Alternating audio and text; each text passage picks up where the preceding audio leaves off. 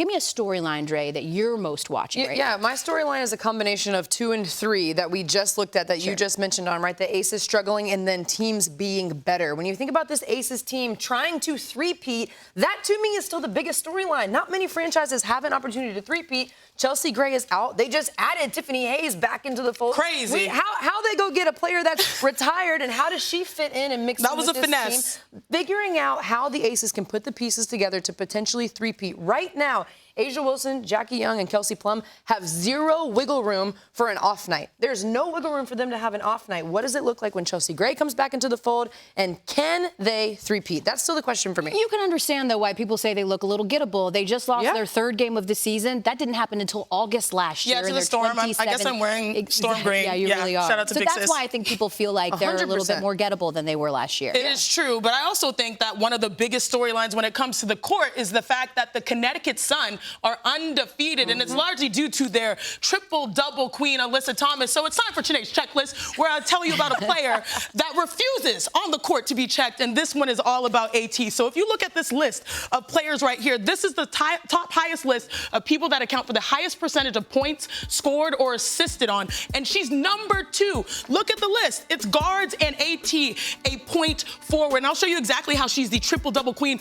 on the court. So let's head to the court right here, because it starts with rebounding. She is just ferocious. Yes, it's a physical league. Okay, that was a little getaway, but she throws a dime. The Sun, they amount for the 2nd most points scored within 5 feet range, and that's largely due to AT's vision and her tenacity. And speaking of the vision, she leads the WNBA, 8.8 assists a game. Here, the defense is sleeping. I love this misdirection cut, and then you'll get DB on a wide open layup. But this is my favorite part, y'all. It's her signature move. What is it, y'all? That's the spin. Yes. So you know it's coming, but typically it comes in transition. If she's doing this in the half court, it's crazy. There's a spin. There's 6'8" at the rim. Doesn't matter. AT is too strong for all of that. So again, the Sun, they're seeking their first ever championship this year, and it will largely come due to the engine, who is AT.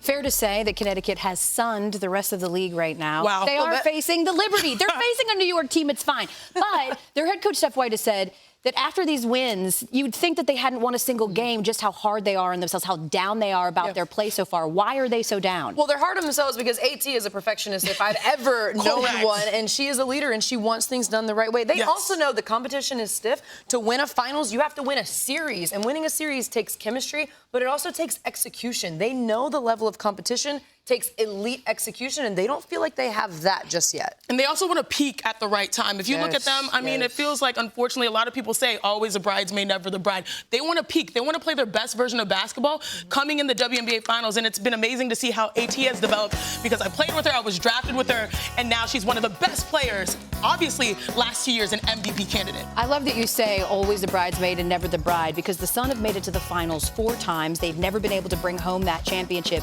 It's the 2nd most finals appearances without a championship in league history. They've lost in the finals or semis each of the last 5 seasons. So they certainly have their sights on something much bigger than what they've done. 100%. And this is a team that was in the semifinals last season and again fell short. They didn't have Breonna Jones. She had to sit on the sidelines and watch. So there was a lot of collective motivation amongst. But she's back. But she's back. And she's shooting 63% from the field. And she's motivated. So they have all these pieces. They have all this history of getting close but not quite finishing the job. This team is motivated, but they're locked in. And I appreciate it because, like you said, they're not peaking. They want to peak at the right time. Now is not the right time. Well, they lost in those semis to the New York Liberty, a team they'll be facing in just about 20 minutes from now. Love that.